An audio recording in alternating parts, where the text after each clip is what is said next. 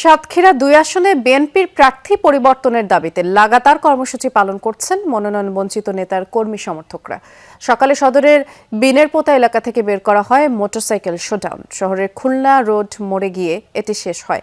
শুধুমাত্র সিটি ব্যাংকে অ্যাকাউন্ট থাকলেই করতে পারবেন গুগল পে। তাই অ্যাকাউন্ট খুলুন আজই। আর সেখানে সড়ক অবরোধ করে বিক্ষোভ করেন আব্দুল আলীমের অনুসারীরা। এ সময় তারা বলেন, আসনটিতে মনোনয়ন দেওয়া হয়েছে বিএনপির বহিষ্কৃত নেতা আব্দুর রউফকে। এই সিদ্ধান্ত পুনর্বিবেচনার দাবি তারা জানান। আব্দুল আলীমকে ধানের শীষ প্রতীক না দেওয়া পর্যন্ত আন্দোলন চালিয়ে যাওয়ার ঘোষণাও তারা দেন। আধ ঘন্টা অবরোধের পর সড়ক থেকে সরে যান বিক্ষোভকারীরা। সাতক্ষীরা সদর ২ আসনে আপনার জননেতা আব্দুল আলীম চেয়ারম্যানের উপরে যোগ্য ব্যক্তি আছে বলে আমার মনে হয় না। এই ২ আসনে মনোনয়ন প্রত্যাহার করে চেয়ারম্যান আব্দুল আলীমকে যদি মনোনয়ন না দেওয়া হয়, তাহলে আগামীতে কঠোর থেকে কঠোর কর্মসূচি দিয়ে আন্দোলন করা হবে। জামালপুর ২ আসনে বিএনপির মনোনয়ন পুনর্বিবেচনার দাবিতে ইসলামপুরে মানববন্ধন, বিক্ষোভ ও অবস্থান কর্মসূচি পালন করেছেন মনোনয়ন বঞ্চিত ASM আব্দুল হালিমের সমর্থকরা। সকালে তারা মানববন্ধন করেন, পরে বের করা হয় বিক্ষোভ মিছিল। আমতলী বাজার এলাকায় ইসলামপুর উলিয়া সড়কে অবস্থান নেন বিক্ষোভকারীরা। এতে ঘণ্টাখানেক যানবাহন চলাচল বন্ধ থাকে। বিক্ষোভকারীদের অভিযোগ, বিএনপি মনোনীত প্রার্থী সুলতান মাহমুদ বাবু তত্ত্বাবধায়ক সরকারের সময় সংস্কারপন্থী নেতা হিসেবে পরিচিত ছিলেন। আসনটিতে বিএনপি চেয়ারপারসনের উপদেষ্টা ASM আব্দুল হালিমকে মনোনয়ন দেওয়ার দাবি জানান তারা। হালিম ভাইয়ের নমিনেশন দিতে হবে। বাবু ভাইকে যে মনোনয়ন দিয়েছে, মনোনয়ন আমরা মানি না। আমাদের ভালো একটা সৎ, উপযুক্ত, সৎ, যোগ্য ব্যক্তির প্রয়োজন। তাই আমরা এই মানববন্ধনে অংশগ্রহণ করেছি।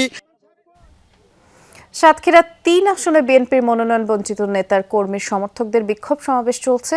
আর সেখানে আমাদের সহকর্মী আকরামুল ইসলামও আছেন, তিনি অপেক্ষা করছেন আমাদের জন্য। আকরাম, টানা আন্দোলন করছেন নেতাকর্মীরা, কি বলছেন তারা জানাবেন। আজকের উপস্থিতি আপনি কেমন দেখছেন? বিএনপির থেকে সাতক্ষীরা ৩ আসনে মনোনয়ন ঘোষণার পর থেকেই আন্দোলন করে আসছে সাতক্ষীরা ৩ আসনের যারা বিএনপি নেতাকর্মীরা রয়েছেন, বিভিন্ন পর্যায়ের সাধারণ মানুষ।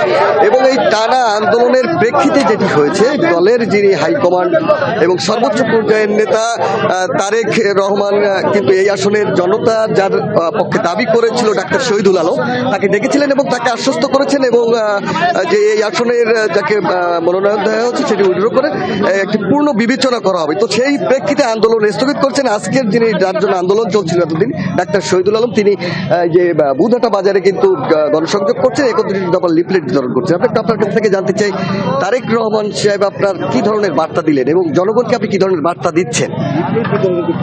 বিসমিল্লাহির রহমানির রহিম।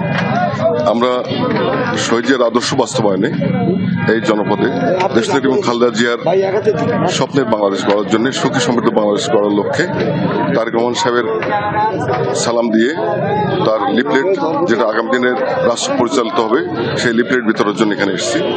আমরা সাধারণ মানুষকে তারেক রহমান সাহেবের সালাম দিয়েছি এবং আগামী এই সন্ধিক্ষণে সবাই ধানের শীষে বিজয় নিশ্চিত করতে আমরা বদ্ধপরিকর। আর এই অঞ্চলের, এই জনপদের মানুষ, সাধারণ মানুষ, নেতাকর্মী, হিন্দু মুসলমান সবাই আশা করেছে, এখনো আশা করে আছে, বুক বেঁধে আছে।